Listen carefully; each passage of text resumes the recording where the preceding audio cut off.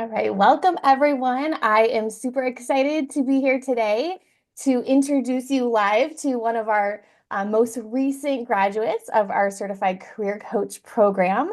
So, everyone, welcome Tina Wheat and congrats to you. Thank you so much. And I'm so glad to be here. Thank you for doing this.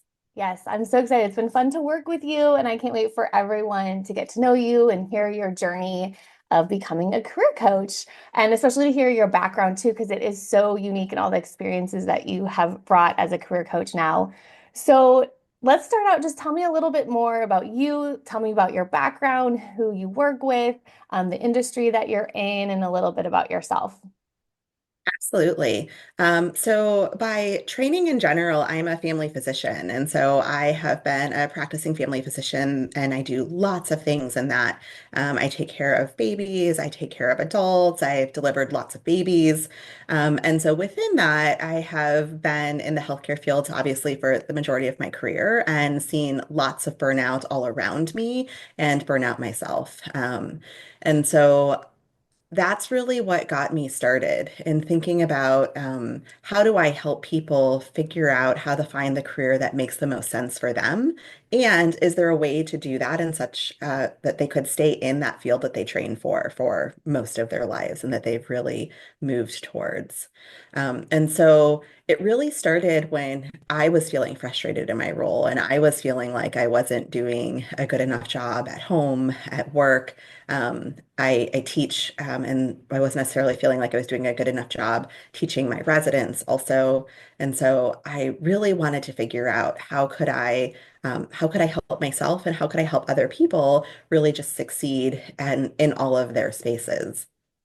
And the interesting thing is, a lot of the coaches that are out there were telling people that they should just leave medicine. And so I really wanted to do this in a different way. I wanted to help people not just think that medicine wasn't the answer anymore. I wanted them to really think about what is their purpose? What is it that they're really called to do? Because I think for lots of us, it really is a calling, many of the things that we do, and help them find those passion projects. And sometimes with your career, there's small adjustments that can be made that have a huge impact, or there's just finding a different role that will still allow you to do the things that you love and you feel like the environment is so much better. And so this pathway was really to help me support others in identifying that right career, identifying that right position, and still be able to do the things that they love. Love that. And I love that you are using your experience too and like your story and your journey that you went through and you wanted to like give back and help others in your niche, in your industry as well too. So you kind of were using, your story too to help others. So I love that. What were some of like the problems that you were facing when it came to, first of all, juggling, your job and the side business as well too, but like what were some of the problems as far as like turning your idea into a business? I think that it's hard to know when you're ready. I think that many of us experience the feeling like we're not good enough. There's the imposter syndrome. There's the feeling like, oh, I just need this one more certification to help me get there. And while that's not necessarily it, I think having a network of folks to be able to talk about how is this working for you? How has this played out has been really beneficial. And I think just sort of letting people know that there is help out there. One of the hardest things I think in my group is many healthcare workers don't want to ask for help. We've been trained not to.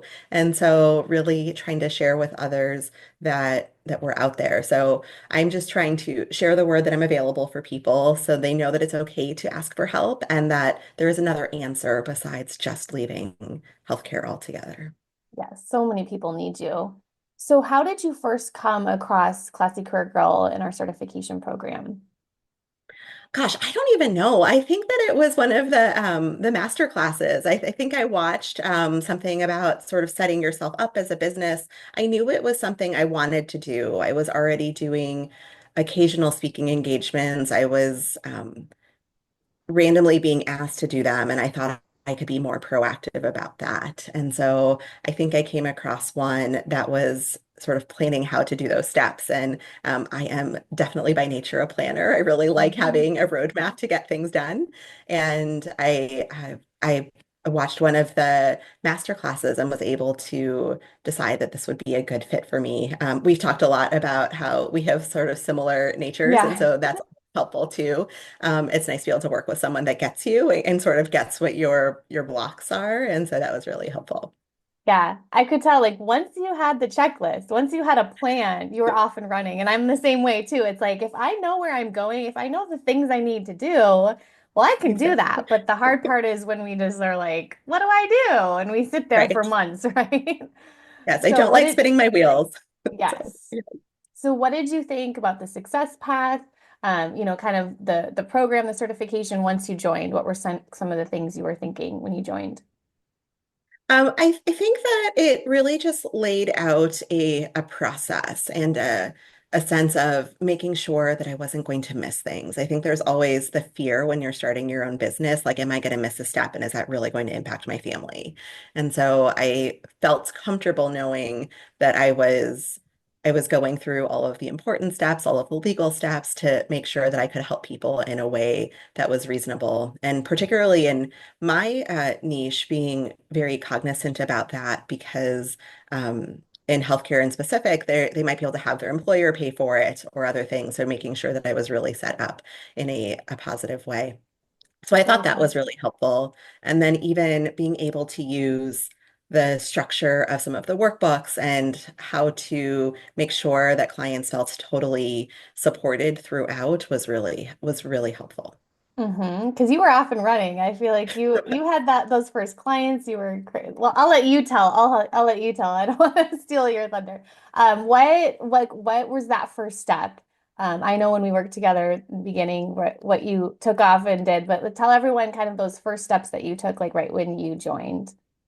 Yeah, so before I joined, I had actually already done life and wellness, but I didn't feel like that was enough. And so I was fortunate to have a little bit of understanding of structure. And so adding the career piece I thought was really important because I think that they all go together. You can't have a great career and feel miserable at home. And when you are feeling great at home but miserable at work, that doesn't work either. So I really wanted them to all be together.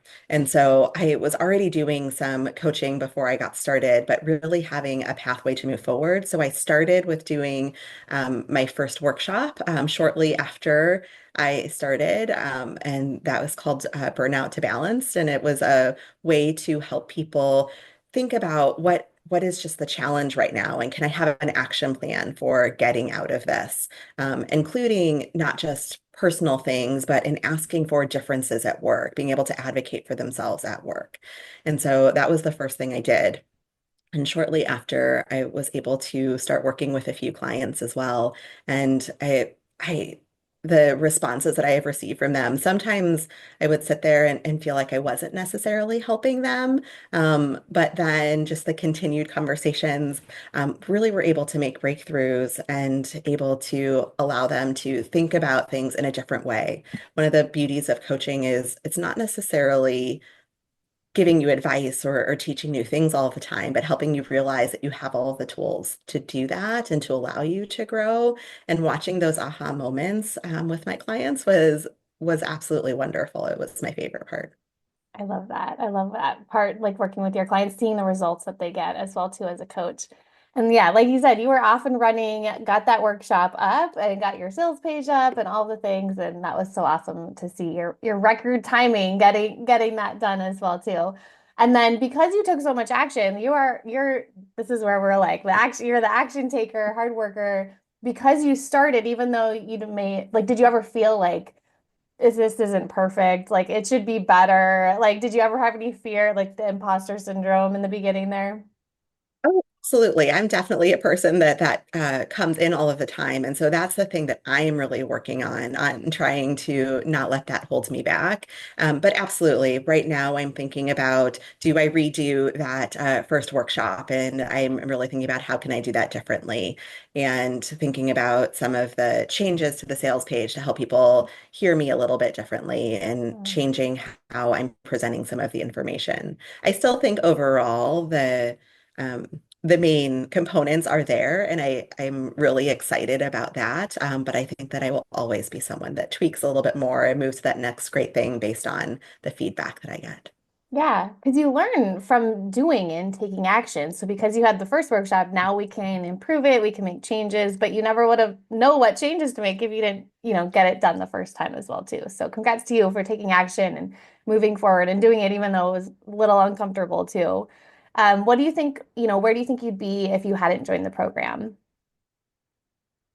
I I think I would still just be spinning my wheels. Like I said, I was someone that really needed a pathway forward and how to take the next steps. And I felt like the program really gave me accountability. I had in my brain that I really wanted to make things by this certain checklist and was able to follow the path of the schedule of the classes and wanted to meet all of those deadlines. And even just starting with the how do we plan out a budget for this? What are the goals? I think just even doing those first sessions was super important for me and moving forward. I'm not sure I would have known how to start those goals, having never owned a business before. And so it definitely gave me the impetus to be able to move forward without just sort of questioning at every stage.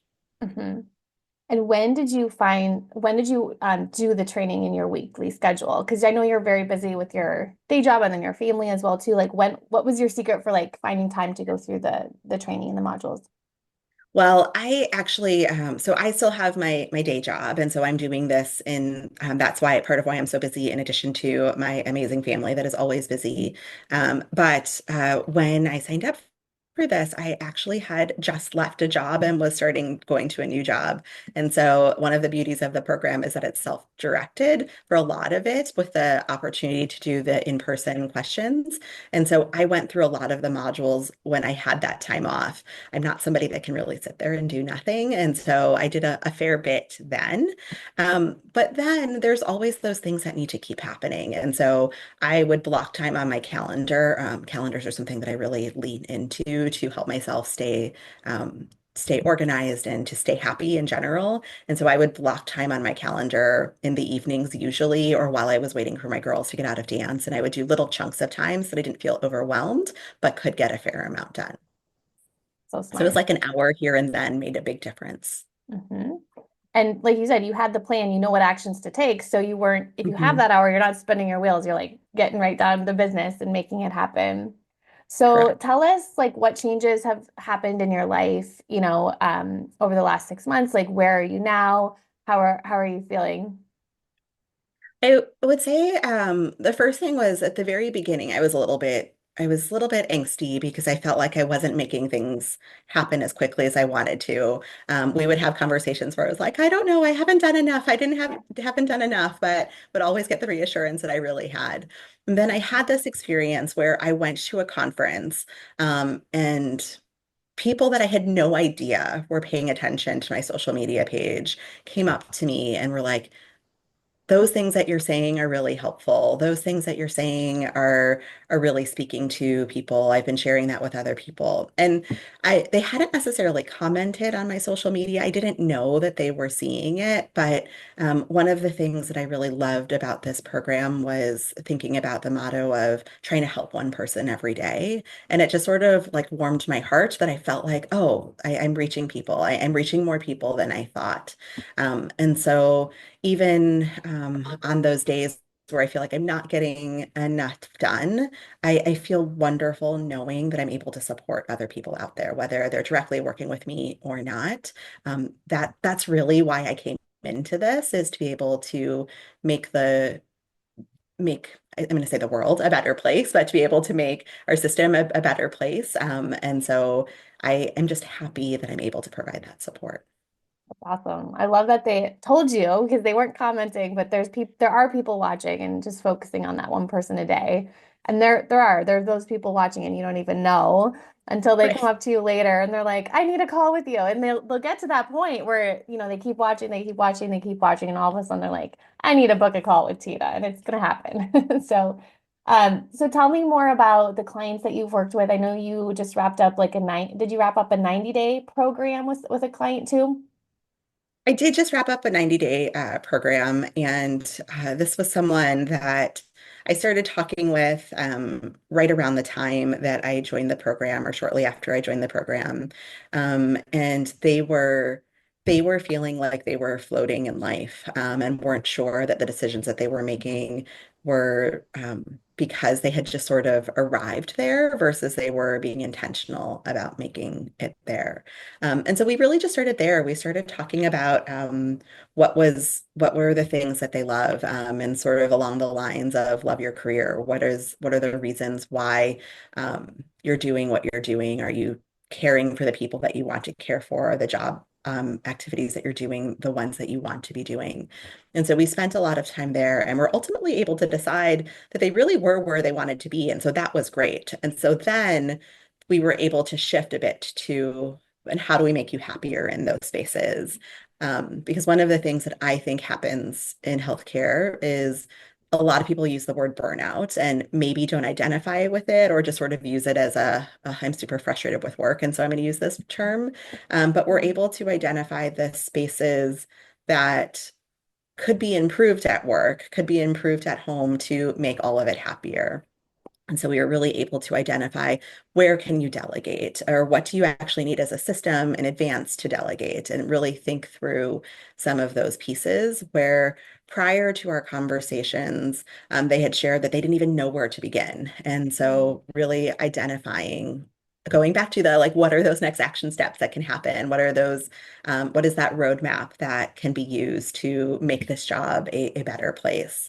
And while I was working with that person, we also were at a joint meeting and others came up to me and said, wow, you were really making a difference for them. We see a change. And I was shocked and I didn't respond because I didn't necessarily want to talk about their Mhm. experience with me, but it was amazing to know that not only were they feeling it, but others were noticing it too.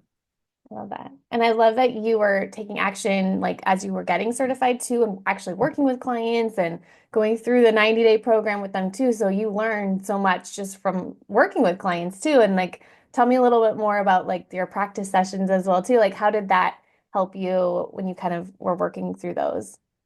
Yeah, I think some of the practice sessions were really important for me, um, initially because I wasn't sure what strategies would work, which strategies would feel right for me. I am a very serious person, and so sometimes the way other people respond is different for me. And so sometimes I would be on the Zoom call, sort of unsure if they were liking what I was saying or if they were feeling resistant to what I was saying. And the best thing about the practice sessions were the aha moments later when I thought that I wasn't getting through. And then they came back and were like, yeah, I thought about that last time. And I see what you were trying to ask me to do. And I thought about that. And now we need to go down this other path. And it was just sort of those aha moments where I thought I wasn't doing a great job, but it turned out that it really was making an impact. And so it really helped for me to see that in action, and feel confident in being able to offer this to other people. Yeah, I could really tell when I got to watch your practice sessions too, like how just authentic you were and like how much more confident you were than when you started as well too. So it really does show all the work that you've put in. So what's next for your coaching business over the next year? What are you excited for next? Yeah, I'm really excited to be able to help other people. I have reached out to actually some employee assistance programs are starting to offer coaching in the healthcare space. And so starting to get associated with them so that I am available when healthcare workers might need me. Also hoping to launch a group coaching program in the near future so that I can help more people at the same time. And I'm just really looking forward to whatever additional opportunities come in. One of the things that I also found as I was speaking this year was that I focus on healthcare because that's where I am, but I also think that many of us who are high achieving have the same challenges. And so, although that is who I'm marketing to, I'm also hoping to be able to support other high achieving people thinking like I spoke at a workshop recently and a lawyer came up to me and she was like, all of those things were exactly what I needed to hear today. And so just knowing that many of these strategies are able to support people in different fields also. Awesome. I 100% agree because I know like when you talk to, I'm like, I relate to you so much as well too. So I think there is so much overlap you could do in other industries. That's exciting too. And that's usually what happens when you go through the program too, is you see how many more people you can help or how many different specializations you can offer people as well too. So that's exciting to see. So what would your final words of wisdom be to someone who is thinking of making the leap to career coaching? What would you tell them? I think that I think that it's very I think that it's scary to take leaps, and I think that it's easy to hold yourself back. But some of the greatest things in life happen when we are really willing to trust ourselves, and not just leap, but take a big jump and just try. And thinking about all of the things that you might be scared of, those are reasonable to consider. And what are all of the things that might not happen if you don't take that leap? And so remembering those other pieces as well is really important. And knowing that there's communities of support and everybody would like to support you. Definitely. So where can people find you online? I know you are on Instagram. I am. I'm on Instagram at Dr. DrTinawheat. So at Dr. Tina Wheat. I'm also on LinkedIn with my full name, which is Santina Wheat, though I go by Tina. And I have a website, which is www.santinawheat.com. Definitely. Yes. Go check Tina out. And then you can also find her on our directory page as well too. So if you didn't get all that, just go to classycareergirl.com/directory and you can find her on and our other coaches as well on our directory page. And then if you are interested in becoming a certified career coach at Classy Career Girl, you can check out our free startup kit at www.classycareergirl.com/career coach webinar. Thank you so much, Tina, for joining me today. I know you have a busy, busy day, so thank you so much Thank for you for joining having me. me here today. And I can't wait to watch you launch your group coaching program and all of the next fun things that are coming for your business. So congratulations. Thank you so much. I appreciate it. Thanks for having me today.